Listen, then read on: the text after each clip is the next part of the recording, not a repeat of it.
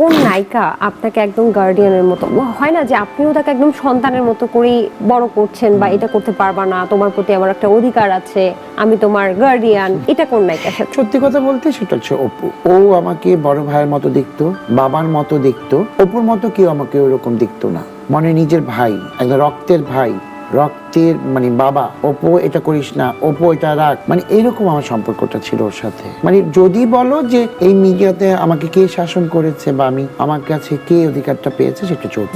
এবার অপু বিশ্বাসকে নিয়ে দুঃখ প্রকাশ করলো গৌতম সাহা। তিনি জানিয়েছে যে অপুর মতো ভালোবাসা ইন্ডাস্ট্রিতে কেউ দেয়নি, অপুর মতো আপন আমার কেউ হবে না। অপু বিশ্বাসের সঙ্গে একটা সময় চুটিয়ে কাজ করেছে গৌতম সাহা, তবে ছোট কিছু কারণের জন্য তাদের সম্পর্কে দূরত্ব বেড়ে গেছে। অপু বিশ্বাস তার কাছে বোন, তার কাছে মেয়ে।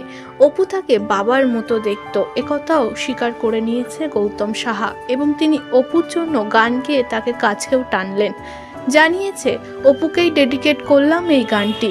একটা সময় যখন অনেক কষ্ট পেত অপু বিশ্বাস, তখন রাতের পর রাত জেগে অপু গৌতম সাহাকে এই গানটাই গেয়ে শোনাতেন। কিন্তু এই অভিমানটা ভাঙাচ্ছেন না কেন? আমার প্রচন্ড ইগো। কিন্তু অপু বিশ্বাস আপু তো তাহলে ইগো নিয়ে আছে?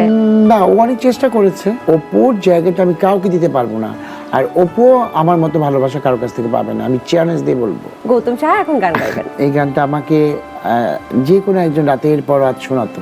যদি মন কাঁদে তুমি চলে এসো, চলে এসো একে ভরসায়।